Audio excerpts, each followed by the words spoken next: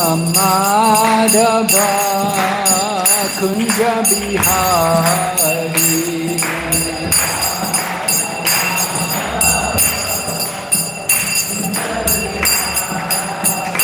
Jaya Radha Madhava Kunja Bihari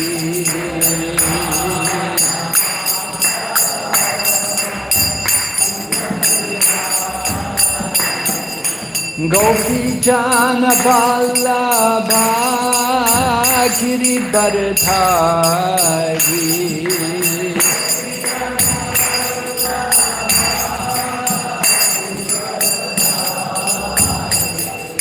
Gopi Jana Vallabha Girivardhari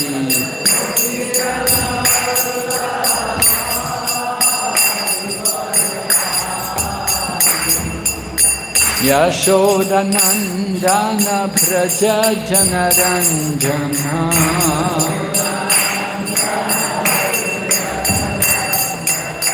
Yashoda Nandana Braja Janaranjana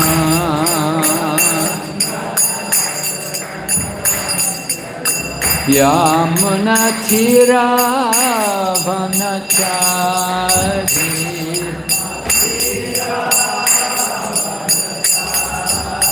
Yamuna Tira Vanachari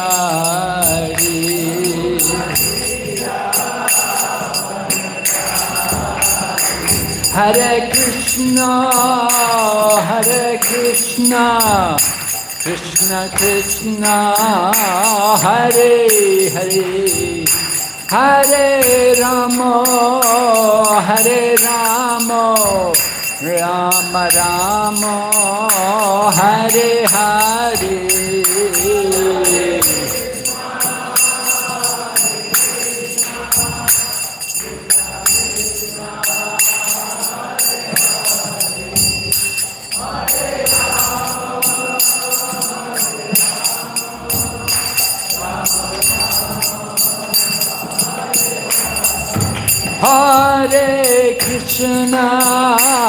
Hare Krishna Krishna Krishna Hare Hare Hare Rama Rama Rama Hare Hare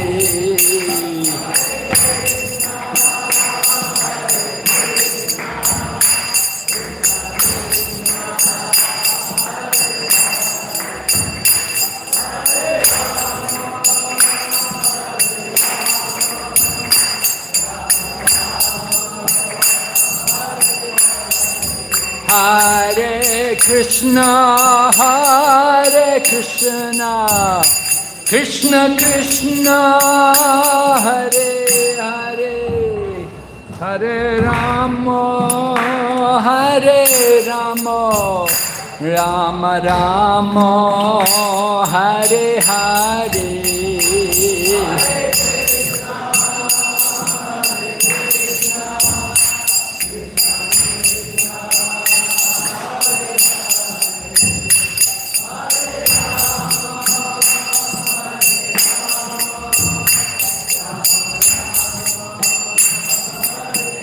Nitai Gaur Hari Bo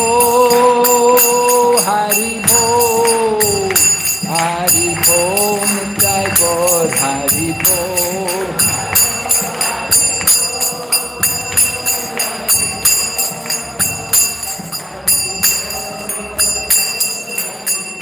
Jai Jai Prabhupada Jai Srila Prabhupada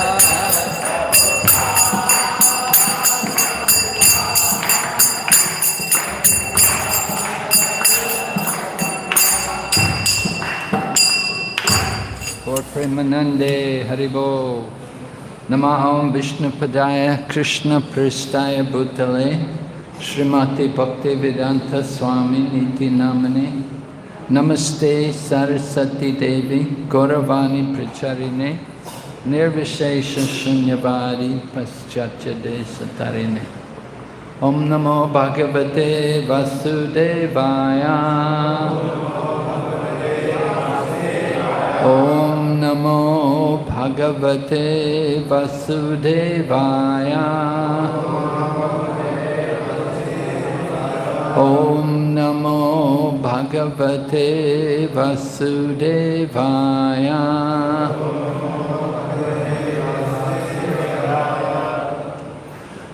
So today being the auspicious day of the Tirubhav Mahotsava for Srila Bhaktivinoda Thakur and also Gadadhar Pandit, we will speak about the pastimes of these two great personalities. First of all, we will speak about Gadadhar Pandit. So Srila Gadadhar Pandit appeared in Mayapur Dham, there. We see his residence there in Mayapur, just near to the Yoga Peeth, where Jagannath Mishra and Sachimata lived, and where Sri Chaitanya Mahaprabhu advented himself in this world more than 500 years ago. So Srila Gadadhar Pandit grew up along with Nimai Pandit. But Nimai Pandit in his childhood, or rather in his youth, he was displaying pastimes of scholarship. Gadadhar was already devoted, but Nimai Pandit was playing the part of a scholar, and he was teaching logic, and he had opened his school, and of course he'd met with Keshava Kashmiri, like that. And Nimai Pandit would make a point of finding the devotees, meeting with the devotees, and then arguing with them. And he would make some presentation based on grammar, and then he would ask them, to defeat it. And then when the devotees couldn't do it, then Nimai Pandit would defeat it. And so many times Nimai Pandit would just meet with the devotees, and he would just confront them and argue with them. And it got to the point that the devotees wanted to avoid even meeting Nimai Pandit. So Gadadhar was like that. Gadadhar was one of the devotees, and he was with the devotees, and they were always thinking, if that boy Nimai would only become a devotee, it would be very wonderful. And of course it happened that Nimai Pandit went to Gaya, and he took initiation from Ishvara Puri, and then after taking initiation he came back through Kanai Natsala, and in Kanai Natsala he had a very esoteric experience where Radha and Krishna appeared to him, and Krishna actually embraced Chaitanya Mahaprabhu. So Kanai Natsala is the place, Krishna comes here to dance there. So Sri Chaitanya Mahaprabhu actually experienced, he actually met Krishna there in Kanai Natsala. Do we want to have translation? That's okay? Yeah? Okay. Everybody else is okay with English, is it?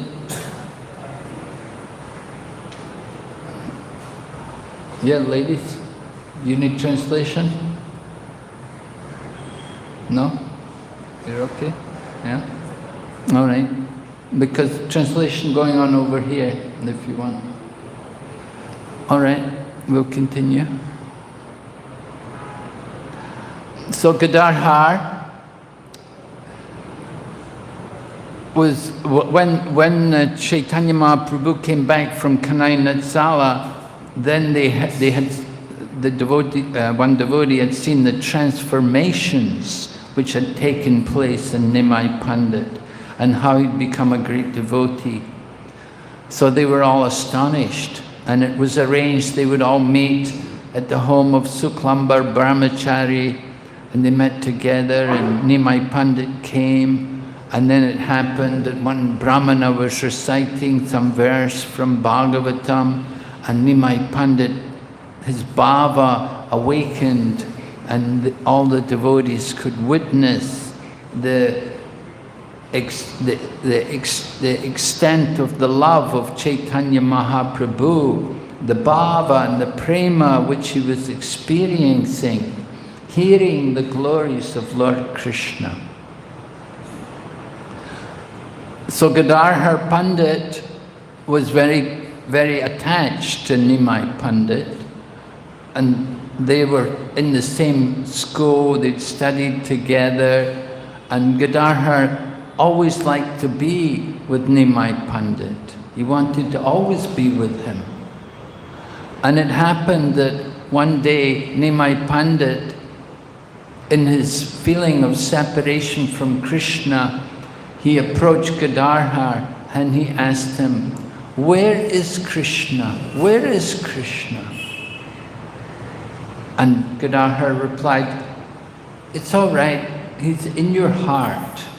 He's in your heart." But when Nimai Pandit heard Gadadhar say that Lord Krishna was in his heart, then Nimai took his hands and he began to try to rip open his chest. And he wanted to actually tear open his heart to find Krishna. And Mother Sachi had witnessed this, and she had seen how Gadadhar reacted to this. And Gadadhar, seeing Nimai Pandit try to rip open his own heart, he restrained him and he told Nimai Pandit, he said, "Don't worry, the Lord is coming very soon. Just be calm, just be patient. Just now, Lord Krishna will come." So Mother Sachi very much appreciated how Gadadhar had restrained her son from doing any serious harm or injuring to his own body. And afterwards she came to Gadadhar Pandit and she thanked him, and she said to him that, "You please stay with my son. Wherever he goes, you please stay with him and help him and guide him and protect him." So it did happen like that. Of course, later on, Nimai Pandit was to take sannyas. And at that time, when he took sannyas, then Gadadhar also went with him. But before that, you will have the meeting of Gadadhar Pandit with Pundarik Vidyanidhi. Nimai Pandit had told all the devotees that a great devotee is coming. You should all go to meet Pundarik. He's a wonderful devotee. So Gadadhar was anxious to go and meet Pundarik Vidyanidhi. He thought, a great devotee, a great Vaishnava is coming. I have to go and hear, get his blessings. But when Gadadhar came to meet Pundarik Vidyanidhi, he was surprised to see how Pundarik Vidyanidhi was sitting, how he was dressed and his attire, because Gadadhar was a brahmachari. And he was a very austere brahmachari, very renounced, you know. He wore very simple cloth, and he didn't eat a lot of opulent food. He very carefully controlled his senses. So he was a really strict brahmachari. And he came and he saw Pundarik Vidyanidhi. Now Pundarik Vidyanidhi was a landholder. He had a big estate. And he was dressed in opulent clothes. And he had, you know, rings. You know how Bengali people, they often put a ring on every finger, you know. And then they have these, he had some necklaces also, different jewelry on him, you know. And dressed also fine cloth, lace and silk. And his hair was also You know, he wasn't shaven-headed or anything, you know. He had some nice hair, well-groomed and everything. And then on his table where he was sitting, he had sherbet and different refreshments, and then there was namkins and sweets, so many things all there, you know. So he was sitting there, and then somebody else his servant was at the side with the peacock fan and fanning him. And Gadadhar was watching and he's thinking, he's a great he's a great Vaishnava, what kind of devotee is this? And Gadadhar was thinking like that within his mind. So it was actually Mukunda who had told Gadadhar to come and see Pundarik Vijayanidhi. It was Mukunda, and Mukunda had come along with him. And Mukunda understood how Pundarik Vijayanidhi would behave like this. Pundarik Vijayanidhi, he liked to put on this show, you could call it a facade, appearing like a materialistic person. And that way, nobody would honor him as being a great devotee. He didn't want any kind of honor or respect for himself. So, you know, of course, we wear saffron cloth and we carry a danda and all that. You know, just people will give you respect. But Pundarik Vijayanidhi, he didn't want that. He just wanted to look like the other way. He wanted to present himself as being a big materialist. And Gadadhar thought, well, he's a material, he's a Vishayi. What could I hear from this person? But then Mukunda is there, and Mukunda could understand the mind of Gadadhar. So Mukunda began to recite that very nice verse from the Srimad Bhagavatam. Aho bakiyam stanat kala kutam jagam sayapayanad api asadvi labe gatim datriuchitam tananyam kamvadayalam sharanam brajema. Of course, Mukunda could sing it very beautifully, not like me, you know. I'm a Westerner, I cannot recite these verses properly.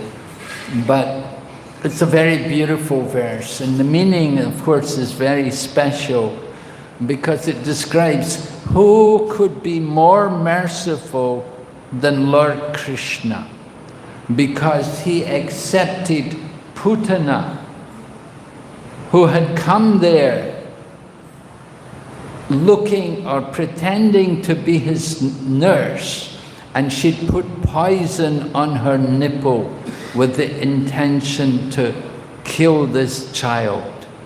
So Lord Krishna accepts her to be his nurse, and he liberated her to the spiritual world. So this was the great mercy of Lord Krishna. So Mukunda recited this verse, and Pundarik Vijayanidhi heard it, and immediately, you know, it hit him. And the bhava which is within him awakened, and he fell off his seat, and he rolled on the floor, and he shed tears, and the tears were so great, the whole room became flooded with water from the tears coming from his eyes, and he was rolling on the ground for a long time. So Gadadhar watched, and Gadadhar was shocked. He was amazed. Wow, who is this person that he has so much love for Krishna? So Gadadhar watched, and he understood that this Pundarik Vijayanidhi, that he is really a great devotee. Although he's appearing like a materialist, he is actually a great devotee. Very instructive to all of us. that we should understand the importance of not recognizing a person as being a great devotee just by their attire or just by their external appearance. Who is actually the great devotee? And just as we don't recognize a devotee by their external appearance, we shouldn't recognize an ordinary person as being a materialist just by his dress. We have to hear, we have to see what are their actions, what are their activities, what do they say. Prabhupada talks especially about the importance of hearing. He said the person may be fool number one, but he may be dressed very nicely like a gentleman. Of course, Prabhupada traveled extensively, and he traveled in the different airports, and he'd seen all of these different businessmen, you know, how they dress. They maybe look very nicely in their suits, and they have the briefcase and so on. But Prabhupada could hear them talk, and he could hear what they talk about also. And he could understand what is their actual nature. So, important thing is to not judge a person by their external features, but we have to see, we have to hear what are their activities. So Pundarik Vijayanidhi showed his great love for Krishna. He revealed it unexpectedly. And Gadadhar felt very guilty that he must have committed an offense against such a great devotee. And to offend a great devotee, it can be on different levels. Sometimes offense can be mental, or it could be verbal, or it may be corporal or physical. Just like when Bhrigu Muni went to Brahma, Vishnu and Shiva, he offended Lord Shiva verbally. He offended Lord Brahma mentally, and he offended Vishnu physically. And so Pundarik Vijayanidhi, Gadadhar felt himself to be very offensive to Pundarik Vijayanidhi, and knowing him to be a great devotee, he considered it to be very bad for his spiritual life. So he thought how he could repent for this, how he could make up for this offense. And he thought to himself, and he thought that I should take initiation from this person. So Gadadhar went to Lord Chaitanya Mahaprabhu, Nimai Pandit, and he told Nimai, he said, you know, I would like to take initiation from Pundarik Vijayanidhi. And Lord Chaitanya said, very good, very nice, go, do it.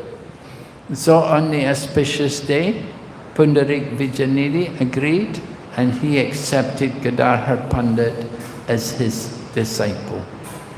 Pundarik Vijayanidhi himself had been initiated by Madhavendra Puri. So Pundarik Vijayanidhi actually is like a godbrother of Advaita Acharya. So in this way Gadadhar got his initiation. And then there's another pastime at one point that Gadadhar somehow, he wanted to get to hear his mantra again. At the time of an initiation, the Guru gave a mantra to him, and he wanted, somehow he'd given that mantra to some unqualified person, and he wanted to hear the mantra again from his Guru. No, he wanted to hear the mantra again, so he asked Lord Chaitanya, he asked Nimai Pandit, could you give me the mantra? And Lord Chaitanya said, no, I'm not your Guru. You have to get the mantra from your Guru. But he said, my Guru is not here. How can I do it? Lord Chaitanya said, you wait, he's coming soon.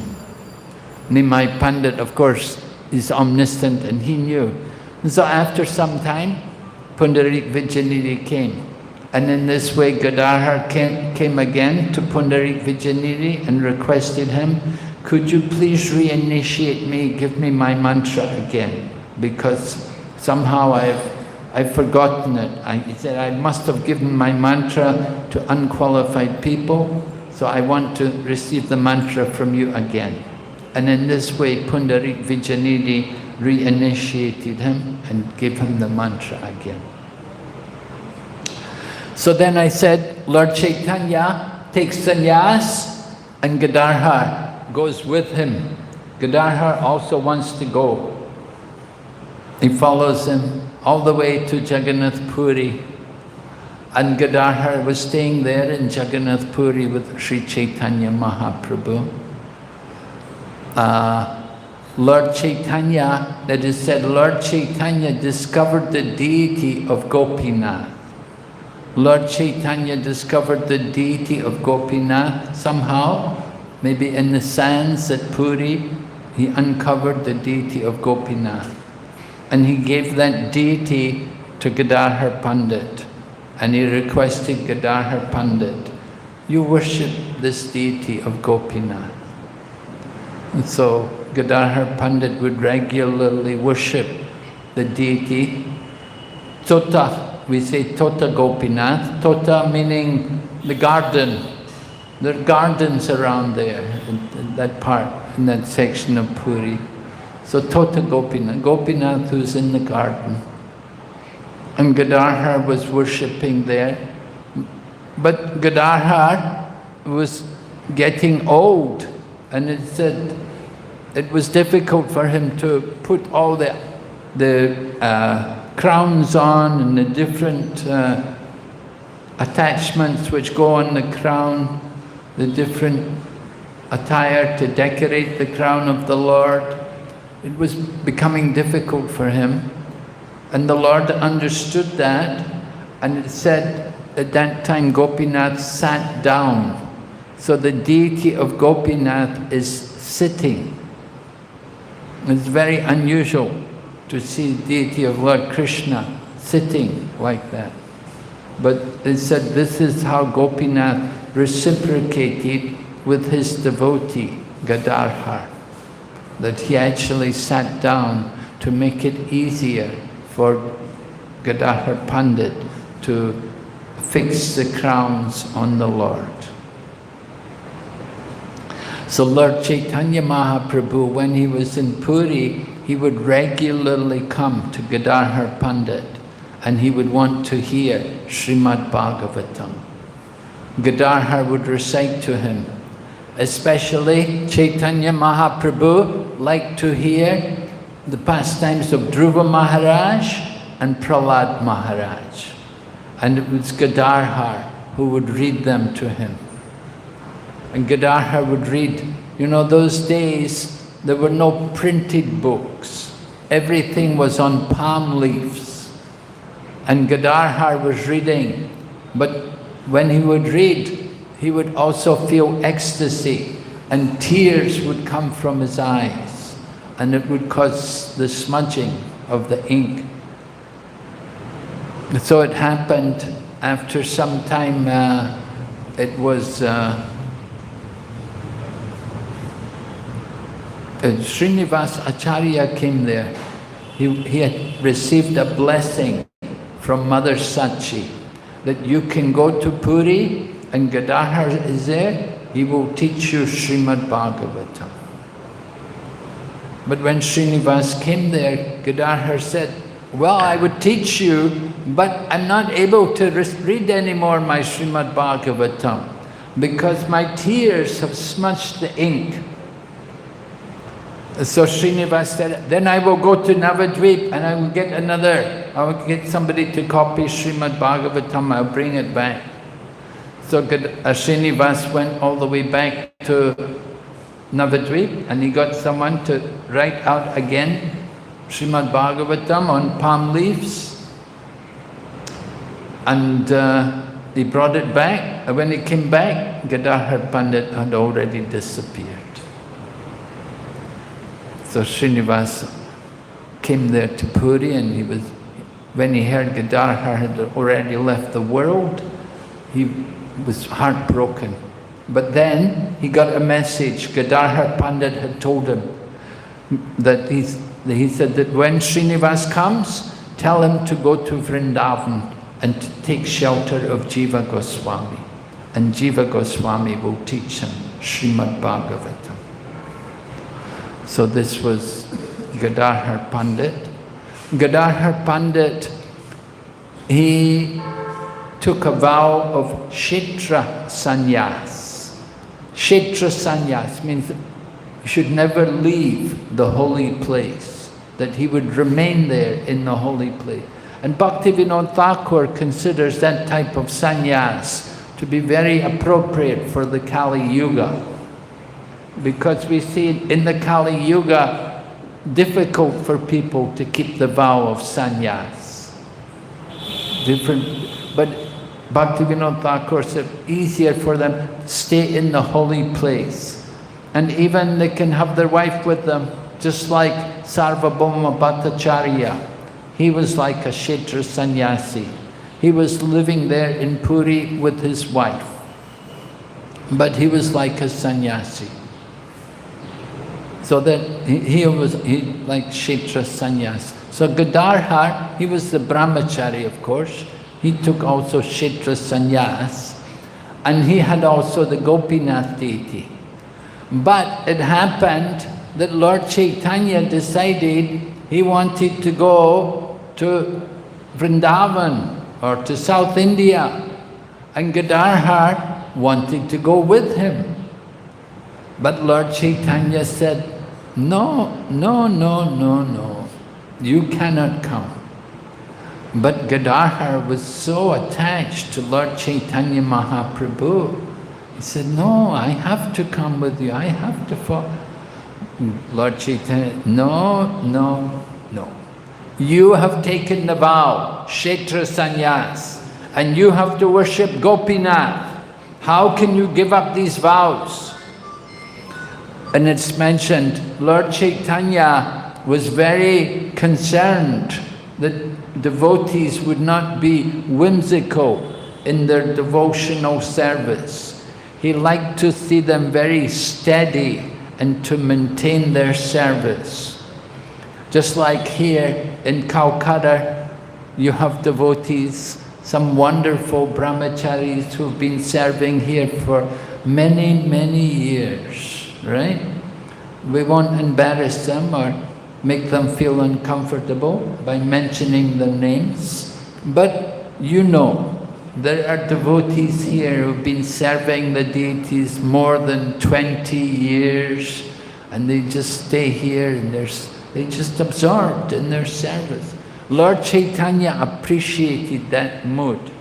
And when Gadadhar wanted to follow him, Lord Chaitanya didn't want. But Gadadhar said, no, I'm not following you, I'm just going on my own.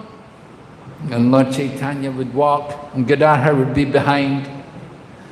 Lord Chaitanya would feel very uncomfortable, and he chastised Gadadhar. He said, you've broken your vow.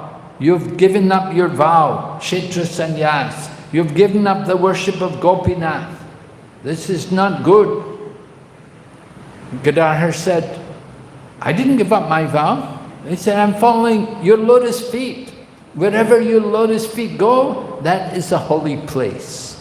So I'm always in the holy place because I'm always seeing your lotus feet.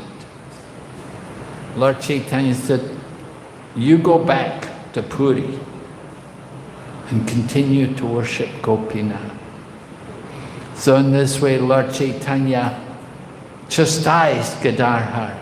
And then Lord Chaitanya got in a boat, crossed the Ganga, and Gadadhar fainted and just collapsed. Sarvabhauma Bhattacharya was with him, and he revived him and consoled him and told him, this is the way of the Lord. You don't lament. So Gadadhar, it is said he is expansion of Srimati Radharani, that he is like the internal potency of the Lord. And he shows that mood, that deep attachment to Chaitanya Mahaprabhu, just as Srimati Radharani was so deeply attached to Krishna, so Gadadhar Pandit was so deeply attached to Sri Chaitanya Mahaprabhu. And then when Sri Chaitanya Mahaprabhu left the world, Gadadhar also, he could not remain. It was unbearable for him to be in the world without Chaitanya Mahaprabhu. And within less than 1 year, Gadadhar Pandit also finished his pastimes and disappeared from this world. So he had many disciples, and his disciples, they continued to worship Tota Gopinath. There's a line, disciplic succession, coming through Gadadhar Pandit, and great devotees are there, and they continue the worship. All right, so this is Gadadhar Pandit. Now Srila Bhaktivinoda Thakur, on the same day, Srila Bhaktivinoda Thakur, of course a few hundred, 300 years or more later than the departure of Gadadhar, Srila Bhaktivinoda Thakur also left this world. And Srila Bhaktivinoda Thakur departed from the world also in Jagannath Puri. So we offer our respects to Bhaktivinoda Thakur. Namo Bhaktivinodaya Satchidananda Namine Gora Shakti Swarupaya Rupanuga Varayate. Right? The qualifications of Srila Bhaktivinoda Thakur, that he is Gora Shakti. He's got the energy of Sri Chaitanya Mahaprabhu. He must have had that Gora Shakti, otherwise how else could he have spread the Sankirtan movement? It was Srila Bhaktivinoda Thakur who rejuvenated the teachings of Chaitanya Mahaprabhu and brought them back to the standards which had actually been initiated by Lord Chaitanya Mahaprabhu. After the departure of Lord Chaitanya Mahaprabhu, things had degraded. There had been declines, and there were different Sahaja groups had become prominent, and you have the caste Goswamis and so many different things, different Sahaja groups, and it was Srila Bhaktivinoda Thakur who set about re-establishing the actual mood of Chaitanya Mahaprabhu and the spirit of the Gaudiya Vaishnava line. It was Bhaktivinoda Thakur who labored intensely to bring about this rejuvenation of Krishna consciousness. He not only chastised all the deviant philosophers, all the people who were going off and who were preaching wrong things, but he wrote voluminous literature describing the teachings of Lord Chaitanya Mahaprabhu. We note in the year 1896, he had written a book called Chaitanya Mahaprabhu, His Life and Precepts. And he had sent this book to a number of universities in the Western world. Particularly, he had sent to McGill University in Canada. And the devotees went there, they went to the library in the 1960s, and they found the book. They actually found the book. It's still there in the library, which he had sent.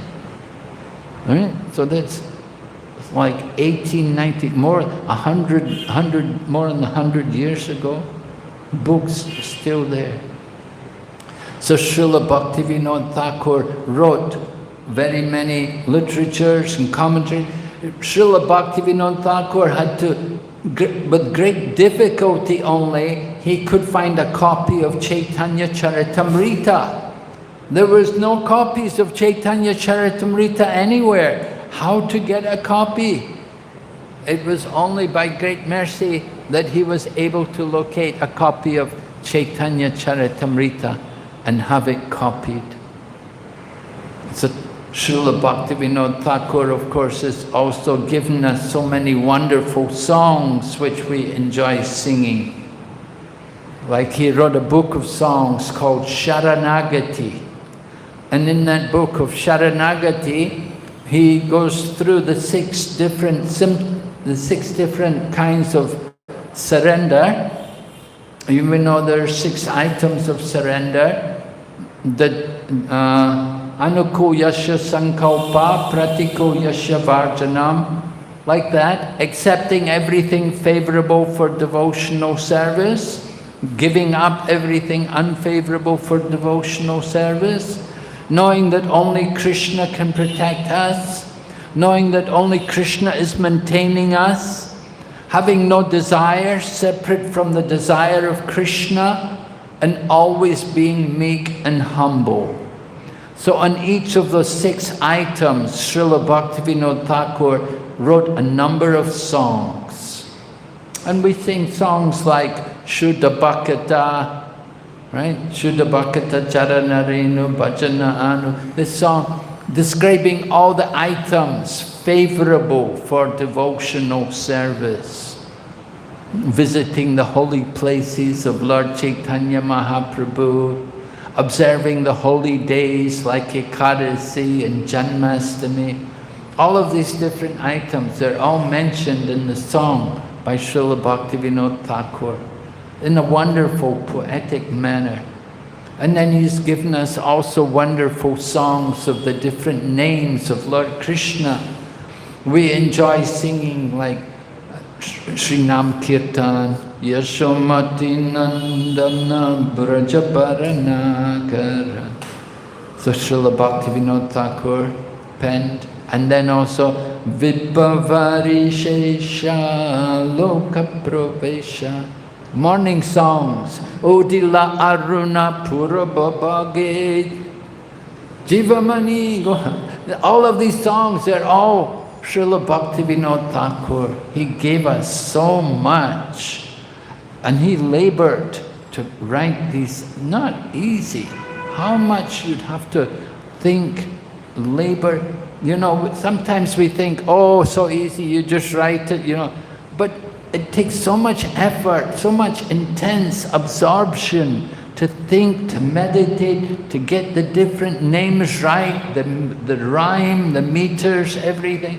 It all has to be, and he did it so wonderfully. Of course, he was a highly educated man. He was a very great personality, so great that, you know, he became the chief magistrate in Jagannath Puri, and he was in charge of the Puri temple. And when he was in charge of the Puri temple, he set about removing all the corruption. He wouldn't let people cheat and take bribes and so on. He was very strict. He was very careful to do everything very nicely for the pleasure of Lord Krishna. But his real mission was preaching the message of Lord Chaitanya Mahaprabhu. And he got a transfer from Jagannath Puri, and he came back over to Bengal, and he was in Navadvip, resided in Navadvip, and then later on to Swarupganj. And in Swarupganj, he has his residence there. Surabi Kunj is there. And also then his own residence. What's it called? Suki? Saki? And I can't remember the name. Bengali. Yes, somebody knows. Anyway, he made his residence there in Swarupganj, and it was there that he saw over in Mayapur, he could see some effulgence light coming there, and he was puzzled, what is actually there? And he went over to investigate the area, and he found many tulsis growing there. And then he was checking different maps and so on, and he decided that this could be the actual place of the appearance of Chaitanya Mahaprabhu, because before Srila Bhaktivinoda Thakur appeared, people were thinking the birthplace of Chaitanya Mahaprabhu was over in Navadvip. But Srila Bhaktivinoda Thakur understood it couldn't be in Navadvip, because according to the descriptions in Chaitanya Bhagavat and in Chaitanya Charitamrita, that Chaitanya Mahaprabhu's pastimes are over near to the Chankazi Samadhi. The Chankazi Samadhi was very important.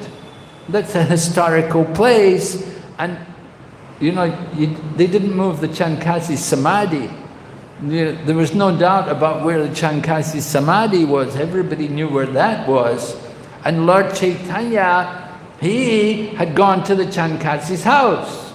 So they'd gone there they'd marched there from Lord Chaitanya's, from the Yoga Pith. And so with evidence like this, Bhaktivinoda Thakur understood that this could be the actual place where Sri Chaitanya Mahaprabhu appeared. And then when they did some excavation, then they found a deity. They found a deity of, was it Kurma deity was there in the Yoga Pith? Jagannath Mishra's family deity. They found these kind of relics in the ground there. And so Bhaktivinoda Thakur then began to establish a temple at the birth. And of course before that, he brought Jagannath Das Babaji Maharaj there, and he asked Jagannath Das Babaji Maharaj, can you confirm, is this the place? And Jagannath Das Babaji was over 100 years old at this time, and he was carried there. But when he came there, then he danced and jumped in the air, and he told Bhaktivinoda Thakur, yes, this is the place of Chaitanya Mahaprabhu's appearance. So Srila Bhaktivinoda Thakur then set about constructing a temple there. And he wrote articles, and he told people, he said, in order to build this center, this temple here, I'm willing to go to every gentleman in Kolkata and beg 1 rupee. Of course, 1 rupee was quite a bit in those days, but still, he said, I'm going to beg 1 rupee from every gentleman in order to construct this temple, the Yoga Pith. So Srila Bhaktivinoda Thakur established the Yoga Pith there, and he wrote also Navadvip Mahatmya, describing the glories of Navadvip Dham and all the different pastimes which take place around the Dham, and describes about all the different leelas in the different islands and what each island represents. It's all due to Srila Bhaktivinoda Thakur. And so Prabhupada describes him the pioneer of spreading Krishna consciousness in the Western world. He rejuvenated it here in Bengal, and he pioneered it in the Western world, because nobody had brought Krishna, nobody had even thought about bringing Chaitanya Mahaprabhu's mission to the West. But Bhaktivinoda Thakur did, and Bhaktivinoda Thakur had the vision that in the future, people from all the different nations will come and they will gather together, the Africans, and the Russians, and the Americans, and the Chinese. They will all come together to chant the holy names of Gauranga. So Chaitanya Mahaprabhu had predicted Prativiti Achiyat Nagaradigram, and Srila Bhaktivinoda Thakur had full faith that this is going to happen, that one day it's going to happen. Although Srila Bhaktivinoda Thakur's physical presence, it was not really possible, but after his departure, it was realized. Srila Bhaktivinoda Thakur, we said 1896, he was preaching in those times, more than 100 years ago.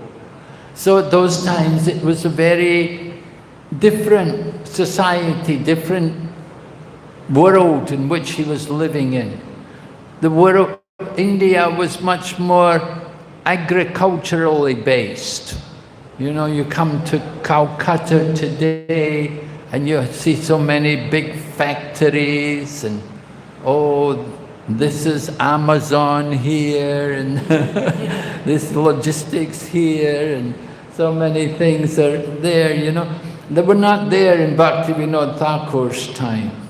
In the time of Bhaktivinoda Thakur, it was rice fields, you know, people were growing, cultivating the land. So Srila Bhaktivinoda Thakur was going village to village. He understood how to preach. Go to the village, go from one village to the other. And he would call the villagers, make a program, they'd do kirtan, people would gather, and then he would preach. And after he would give a class, a lecture to them, then they would have some prasadam, and they would distribute prasadam. Just as we're doing, this is a program. Srila Bhaktivinoda Thakur had set up like this. He was going village to village.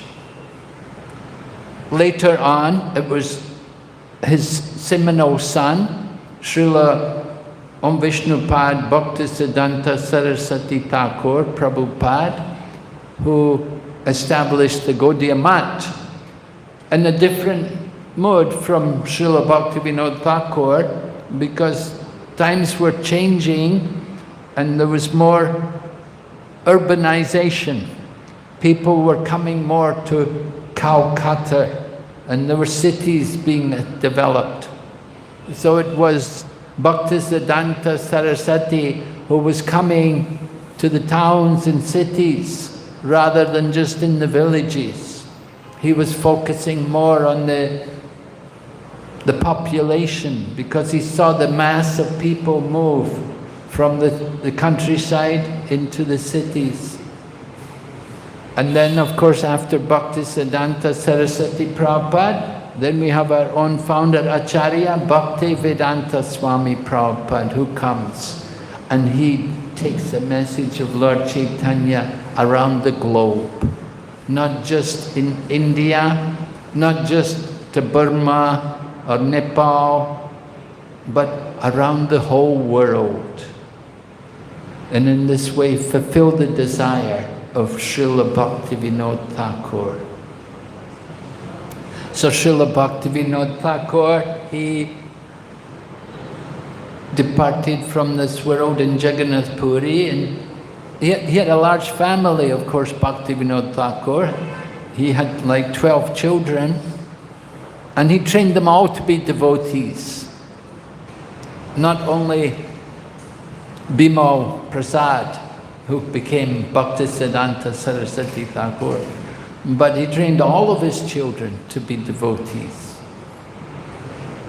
Some time ago, I remember in Prabhupada's time when Srila Prabhupada was here, one of our devotees from the West had come, and somehow he went and he found out one of the sons of Bhaktivinoda Thakur.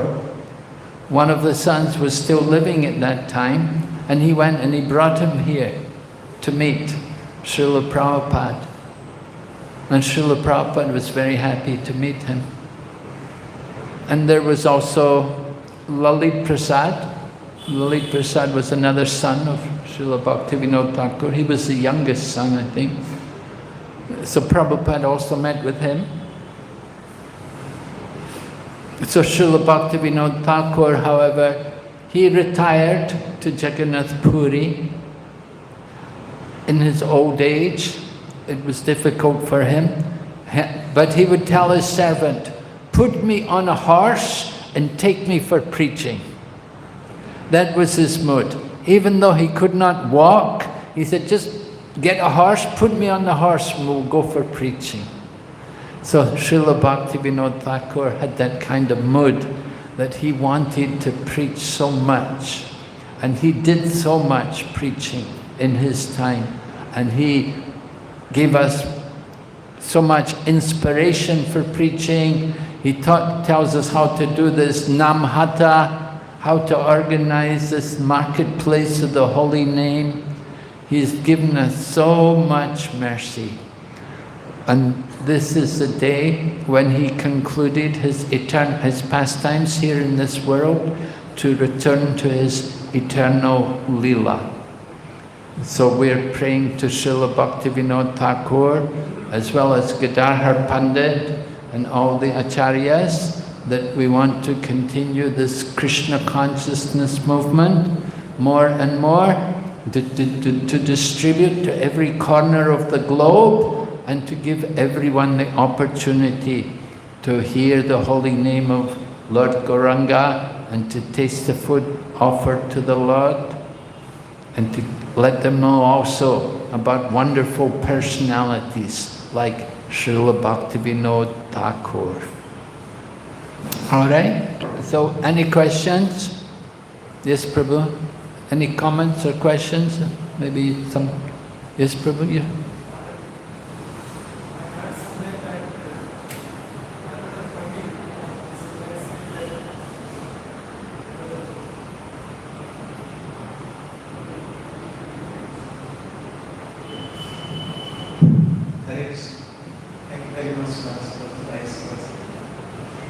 Maharaj, I was hearing somewhere that Gadadhar Pandit is an incarnation, effulgent incarnation of Srimad Radharani. Effulgent incarnation. Effulgent incarnation. I don't know, it's a very technical expression, you know. What does it mean to be an incarnation of the effulgence of Srimati Radharani? I don't know. Where was that described? In one lecture. Oh, in one lecture. Oh, okay. Yeah, I haven't heard it myself. It could be.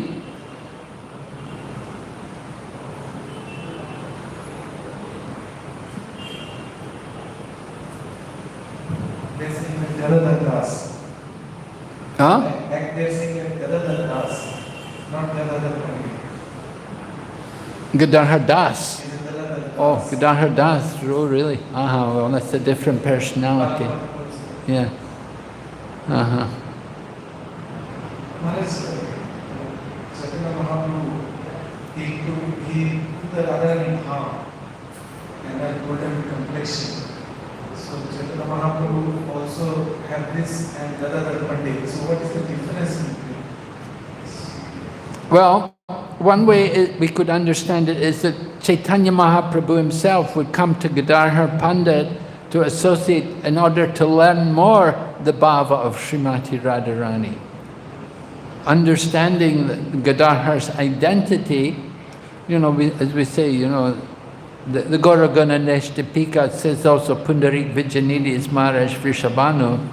And so Sri Chaitanya Mahaprabhu would associate with Gadadhar, appreciating that he can learn more the mood of Srimati Radharani, to cultivate that Radha Bhav from his personality. That's one way to understand it. One more thing. We heard that Bhaktivinoda Thakur left this world in Kolkata, in British. He left it where? Kolkata. Kolkata? Yes. Oh, really? In British. There is one bed, you know, half of the bed was taken. Still, there is the half of the bed is there in his home. Bhaktivinoda Thakur. Oh. I've heard it differently. I don't... Somehow... Anyway, they made his samadhi in Swarupganj. Samadhi is there. There are different... We get, I don't know, different opinions about these things. You don't know what's authorized and what's the actual facts. Maybe some of the scholars know better. Some of our academic scholars. There's that one devotee who is a professor in college in America, and his focus is on the life of Bhaktivinoda Thakur. So he would probably know more accurately these details.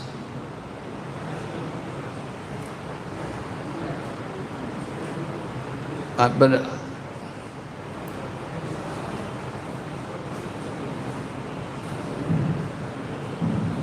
Hare Krishna Maharaj. Maharaj, there is the Samadhi of Gadadhar Pandit.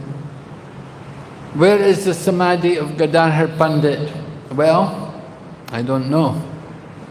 Offhand, immediately, sometimes they make Samadhis in different places. They make it just like we have a Smriti Samadhi for Jayananda Prabhu in Jagannath Mandir in Rajpur. They have what's called a Smriti, and we have also Prabhupada's Pushpa Samadhi in Mayapur. And so Gadadhar Pandit, what happened, I don't know where his Samadhi is, where it would be. I don't know how he disappeared from the world. But he would disappear in Jagannath Puri. I don't know the details. Must be somewhere there in Puri, if they made the Samadhi at all. For great personalities, generally, we don't like to speak about their disappearance. That it's too painful to talk much about their disappearance and what happened to them. You see in the Chaitanya Charitamrita, it doesn't describe anything. There's nothing there about the disappearance of... Only a little bit maybe Madhavendra Puri and how he was served by Ishvara Puri. That's there. But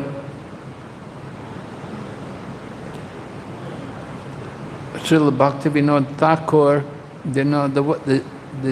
in the biography which I read, it told that he'd gone to Jagannath Puri. He was there in Jagannath Puri. He's living there. I never heard that he departed in Kolkata. It's something I'm hearing for the first time. I don't know. Of course, Srila Bhaktisiddhanta Saraswati, he departed in Kolkata. And then they brought his divine body out to Mayapur after he departed.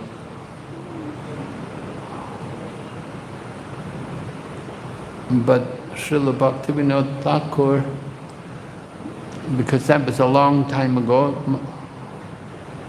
well, when 1896 he run, what was the year of his departure? Anybody know? It must have, it's about 1913, because it was about the same time, a year later, Gaura-Kishora Babaji also departed. Bhaktisiddhanta Saraswati lost both his spiritual father and his seminal father within a short time. I think it was first Gaura-Kishora Babaji departed, and then later on, I'm not sure. But it was about 1913, 1911, about that time when he departed.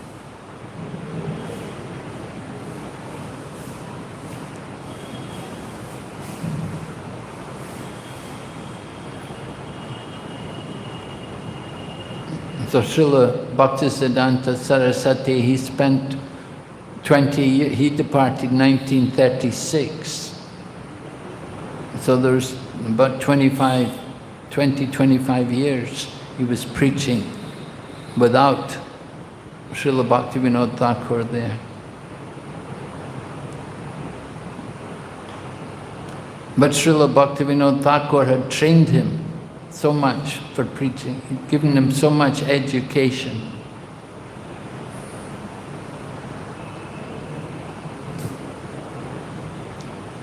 At one point, there was that one Radha Charan Das Babaji was talking, he was propagating his bogus mantra. He had this bogus mantra and it was becoming popular. And people were chanting it and they were thinking this is very good and everything.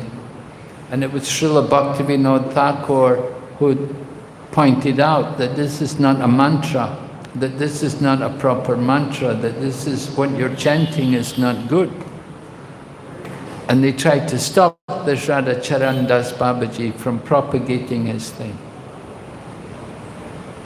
But it was becoming popular, and so he stopped listening to initially, this Radha Charan Das Babaji was coming to hear from Bhaktivinoda Thakur. But then Bhaktivinoda Thakur, when Bhaktivinoda Thakur told him, your mantra is bogus, it's not right, then he stopped coming, because he had so many followers of his own. So he was attached to having his own followers. He didn't want to change any. And Bhaktisiddhanta Saraswati, he was preaching, he was young, and he was very passionate. You know, when you're young, you get really fired up and passionate, and he was quite aggressive, and he was really attacking, you know. And people would get really upset because Bhaktisiddhanta Saraswati, he would speak so strongly to people. As Prabhupada told us, he was Nrsinga Guru, you know, he was real Nrsinga Guru, you know, he would preach very, very strongly, denounce anything which was a deviation from the actual path.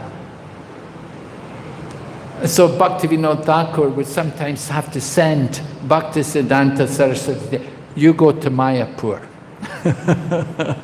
And in Mayapur in those days, it was really quiet, you know. There was nothing, just that the one temple which they had built. And Bhaktisiddhanta Saraswati would be sent there to sit there and chant there and do bhajan and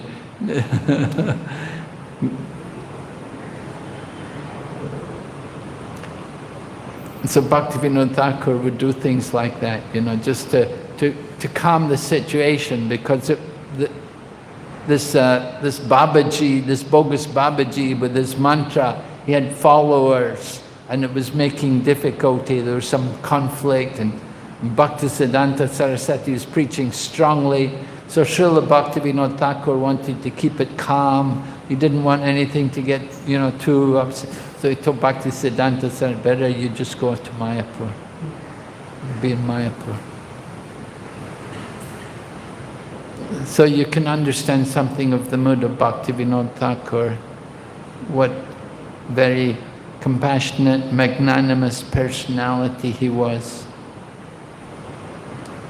and how he utilized every moment of his time for the service of Sri Chaitanya Mahaprabhu. Whether he departed here or there, not very important. But we all know for sure that his destination was back home, back to Godhead.